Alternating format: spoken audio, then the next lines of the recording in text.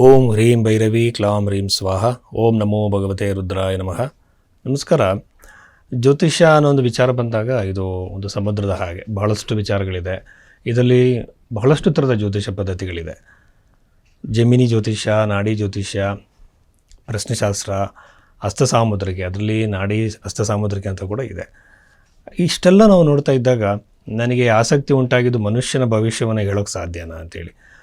ಮನುಷ್ಯನ ಭವಿಷ್ಯವನ್ನು ಹೇಳೋದಕ್ಕೆ ಸಾಧ್ಯ ಇದೆ. ಯಾಕೆಂತಂದರೆ ಕರ್ಮಗಳಲ್ಲಿ 3 ಥರದ ಕರ್ಮಗಳನ್ನು ಹೇಳಿದ್ದಾರೆ ಋಷಿಮುನಿಗಳು. ಅದರಲ್ಲಿ ಪ್ರಾರಬ್ಧ, ಸಂಚಿತ ಮತ್ತು ಕ್ರಿಯಾಮಾನ. ಇದು ಕ್ರಿಯಾಮಾನ ಅಂತಂದರೆ ಏನು ಫ್ರೀ ವಿಲ್ ಅಂತ ಹೇಳ್ತಾರೆ, ಅದಕ್ಕೆ ಸಂಬಂಧಪಟ್ಟಿದ್ದು. ಈ ಸಂದರ್ಭದಲ್ಲಿ ಯಾವುದೇ ಆಗಿರ್ಬೋದು, ಪ್ರಾರಬ್ಧ ಕರ್ಮ ಏನಿದೆ, ಸಂಚಿತ ಕರ್ಮ ಏನಿದೆ, ಇದರಲ್ಲಿ ಯಾವುದೂ ಬದಲಾವಣೆ ಮಾಡೋಕ್ಕೆ ಸಾಧ್ಯ ಇಲ್ಲ. ಇದು ಪ್ರೀ ಡೆಸ್ಟೈನ್ಡ್ ನಮ್ಮ ಲೈಫ್. ಆದರೆ ಕೆಲವು ಬದಲಾವಣೆಗಳನ್ನು, ಈಗ ಮಳೆ ಬರ್ತಿದ್ದಾಗ ಮಳೆಯನ್ನು ನಿಲ್ಲಿಸೋಕ್ಕೆ ಸಾಧ್ಯ ಇಲ್ಲ, ಆದರೆ ನಾವೊಂದು ಛತ್ರಿನ ತಗೊಳ್ಬೋದು, ರೆಮಿಡೀಸ್ ಮೂಲಕವಾಗಿ ಕಡಿಮೆ ಮಾಡ್ಬೋದು. ಹಾಗೆ ಪ್ರೀ ಡೆಸ್ಟಿನೇಡ್ ಆಗಿರುವಂಥ ಲೈಫಲ್ಲಿ ಮುಂಚಿತವಾಗಿ ನಿರ್ಧಾರವಿರೋ ಘಟನೆಗಳನ್ನು ಜ್ಯೋತಿಷ ಹೇಳುತ್ತೆ. ಇದು ಯಾವ ಕಾರಣಕ್ಕೆ ಅಂತಂದರೆ ಆತ್ಮದ ಒಂದು ಮೂಮೆಂಟ್. ಸೊ ಇದೆಲ್ಲ ಒಂದು ಡೀಪ್ ಆಗಿರೋ ವಿಷಯ. ಸೊ ಆನಂತರ ನನಗೆ ಜ್ಯೋತಿಷದಲ್ಲಿ ನಂಬಿಕೆ ಬಂತು. KN ರಾವ್ ಅವರ, BV ರಾಮನ್ ಅವರ ಗ್ರಂಥಗಳನ್ನು ಓದಿದ ಮೇಲೆ, ಆಮೇಲೆ ಕ್ಲಾಸಿಕ್ಸು ಏನಿದೆ ಇದರಲ್ಲಿ ಪರಾಶರ ಹೋರಾಶಾಸ್ತ್ರ ಆಗಿರ್ಬೋದು, ಬೃಹತ್ ಜಾತಕ ಆಗಿರ್ಬೋದು, ಸಾರಾವಳಿ ಆಗಿರ್ಬೋದು, ಇಂಥ ಹಲವಾರು ಪುಸ್ತಕಗಳು ಓದಿದ ನಂತರ ಹಲವಾರು ಜಾತಕಗಳು, ಹಲವಾರು ಹಸ್ತರೇಖೆಗಳನ್ನು ನೋಡಿದ ಮೇಲೆ ಜ್ಯೋತಿಷ್ಯ ನಿಜ ಅಂತ ಅನ್ನಿಸ್ತು. ಅದ್ರ ನಂತರ ನಾನು ಈ ನಕಲಿ ಜ್ಯೋತಿಷ್ಯರ ಬಗ್ಗೆ ನೋಡಿದೆ. ದೊಡ್ಡ ದೊಡ್ಡ ಪೂಜೆಗಳು, ಹೋಮಗಳು, ಕಾಸ್ಟ್ಲಿ ಜೆಮ್ಸ್ಟೋನ್ಗಳು, ರುದ್ರಾಕ್ಷಿಗಳು, ಆಮೇಲೆ ನ್ಯೂಮರಾಲಜಿಗಳು, ಒಂದು ನಂಬರ್ನ ಕೈಯಲ್ಲಿ ಬರೆದು ಅದನ್ನು ಸುಟ್ಟಾಕಿ ಅಂತ ಹೇಳೋದು, ಈ ಥರ ಏನೇನೋ ನಾನಾ ರೀತಿ ಹಾಸ್ಯಾಸ್ಪದವಾಗಿರುವಂಥದ್ದನ್ನೆಲ್ಲ ನೋಡಿದಾಗ ಜ್ಯೋತಿಷ್ಯಕ್ಕೆ ಅವಮಾನ ಇದೆಲ್ಲ. ಈಗ ನೋಡಿ, ಒಂದೇ ಡೇಟಲ್ಲಿ ಎಷ್ಟು ಜನ ಹುಟ್ಟಿರ್ತಾರೆ, ಆದರೆ ಎಲ್ಲರ ಭವಿಷ್ಯ ಒಂದೇ ರೀತಿ ಇರಲ್ಲ. ಜ್ಯೋತಿಷ್ಯ ಹೇಗಿದೆ ಅಂದರೆ, ಒಂದೇ ತಾಯಿ ಹುಟ್ಟಿದಂತಹ ಅವಳಿ ಜವಳಿ ಮಕ್ಕಳ ಒಂದು ಬರ್ತ್ ಟೈಮಲ್ಲಿ ಕೇವಲ ಒಂದು 30 ಸೆಕೆಂಡ್ಸು ಡಿಫ್ರೆನ್ಸ್ ಇರುತ್ತೆ. ಸೊ ಈ ಬಗೆಯಲ್ಲಿ ನೋಡಿದಾಗ ಜಾತಕ ಅನ್ನುವಂಥದ್ದು ಅಷ್ಟು ಅಕ್ಯುರೇಟಾಗಿ ಹೇಳ್ಬೋದು, ಟೈಮಿಂಗ್ನ ರೆಕ್ಟಿಫೈ ಮಾಡಿ. ಸೊ ಜ್ಯೋತಿಷ ಅಷ್ಟು ಅಕ್ಯುರೇಟ್ ಆಗಿದೆ. ಹಾಗೆ ಈ ನಿಟ್ಟಿನಲ್ಲಿ ನನ್ನ ಅಧ್ಯಯನ ಸಾಗ್ತಾ ಇದೆ. ಕುಂಭರಾಶಿಯವರಿಗೆ ಸೆಪ್ಟೆಂಬರ್ ತಿಂಗಳ ಮೊದಲ ವಾರದಲ್ಲಿ ಏನಾದರೂ ಇಂಪಾರ್ಟೆಂಟ್ ಘಟನೆಗಳು ನಡೆಯೋ ಸಾಧ್ಯತೆ ಇದೆಯಾ, ಏನು ಅನ್ನೋದ್ರ ಬಗ್ಗೆ ನಾವು ನೋಡೋಣ. ಕುಂಭರಾಶಿಯಲ್ಲೇ ರಾಹು ಇರುವಂಥದ್ದು. ಸಾಡೆ ಸಾತಿ ಅಂತ ಹೇಳ್ತಾರೆ. ಸಾಡೆ ಸಾತಿ ಏನಾಗ್ಬಿಟ್ಟಿದೆ ಅಂತಂದರೆ, ಜನಗಳಲ್ಲೊಂದು ತಲೆಯಲ್ಲಿ ಸೇರ್ಕೊಂಡ್ಬಿಟ್ಟಿದೆ. ಸಾಡೆ ಸಾತಿ, ಪಂಚಮ ಶನಿ, ಅಷ್ಟಮ ಶನಿ ಅಂತ. ಇದರಲ್ಲಿ ಬಹಳ ಅದ್ಭುತವಾಗಿರೋ ರಿಸರ್ಚ್ ನಡೆದಿದೆ. ಇದರಲ್ಲಿ ಬಂದು ಏನಂತಂದರೆ, ಯಾವಾಗಲೂ ಕೂಡ ಸಾಡೆ ಸಾತಿ ಎಫೆಕ್ಟ್ ಮಾಡುವಂಥದ್ದು ಭಾಳ ಕಡಿಮೆ. ಅದಕ್ಕೆ ಕೆಲವು ಕಾಂಬಿನೇಷನ್ಸ್ ಬೇಕು.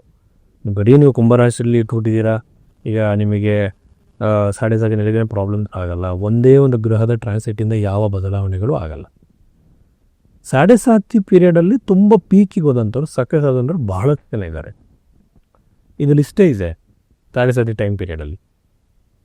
ಇದಕ್ಕೆ ಭಯ ಪಡುವಂಥದ್ದು ಏನೂ ಇಲ್ಲ. ನಿಮಗೆ ಅಷ್ಟು ಭಯ ಅನಿಸಿದ್ರೆ ಆಂಜನೇಯನ ದರ್ಶನ ಮಾಡ್ಬೋದು, ಆಂಜನೇಯನ ಪೂಜೆ ಮಾಡ್ಬೋದು. ಕೆಲವರು ಏನು ಹೇಳ್ತಾರೆ ಅಂದರೆ, ಶನಿದೇವ್ರ ದೇವಸ್ಥಾನಕ್ಕೆ ಹೋಗಬೇಡಿ ಅಂತ ಹೇಳ್ತಾರೆ.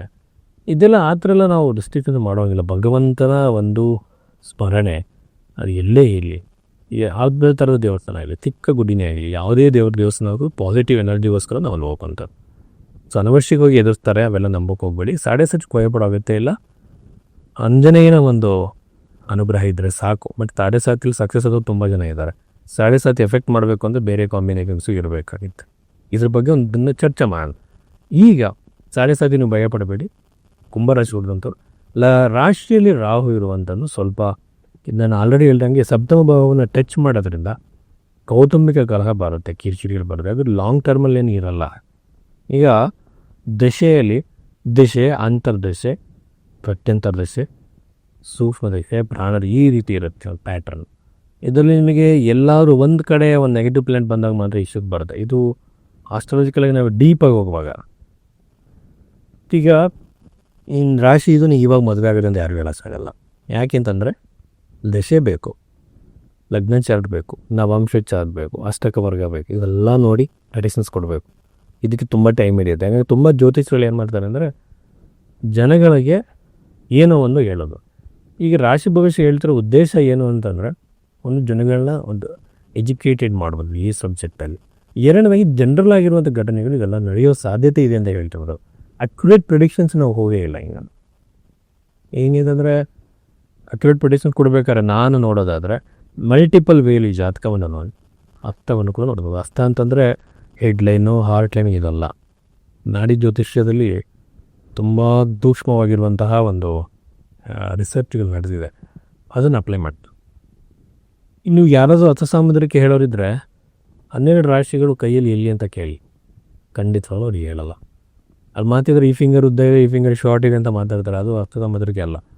ಕಂಬೈನ್ ಮಾಡಿ ಏನಪ್ಪ ಹೇಳ್ತಾರೆ, ಒಬ್ಬ ವ್ಯಕ್ತಿ ನಮ್ಮ ಹತ್ರ ಬಂದಿರ್ತಾನೆ, ಆ ವ್ಯಕ್ತಿಗೆ ಒಂದು ಮಾರ್ಗದರ್ಶನ ಕೊಡಬೇಕು, ಪ್ರೆಡಿಕ್ಷನ್ನ ಕೊಡಬೇಕು.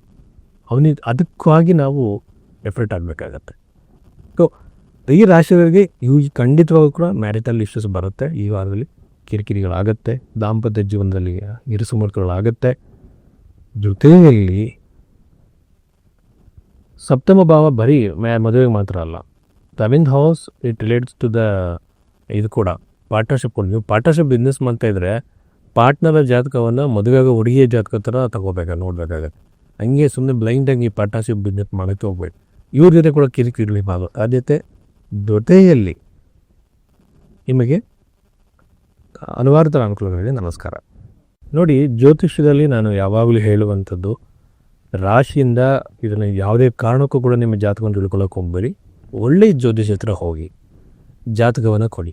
ನನ್ನ ಜೀವನದಲ್ಲಿ ನಡೆದಿರುವಂತಹ ಕೆಲವು 2 ಘಟನೆಗಳನ್ನು ಟೈಮಿಂಗ್ ಸಮೇತ ಹೇಳಿ ಅಂತ ಕೇಳಿ ಅವ್ರು ಹೇಳ್ತಾರೆ.